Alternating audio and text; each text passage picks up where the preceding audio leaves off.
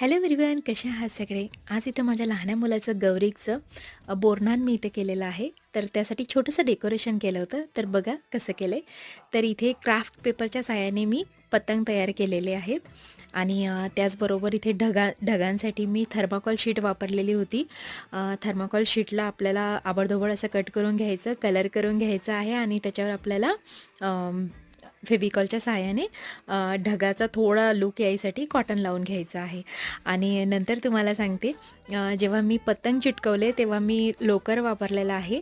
आणि हो, आणि जे मी पांडा समोर तुम्हाला दाखवल तर ते पांडा ती पेंटिंग मी आधीच केलेली होती.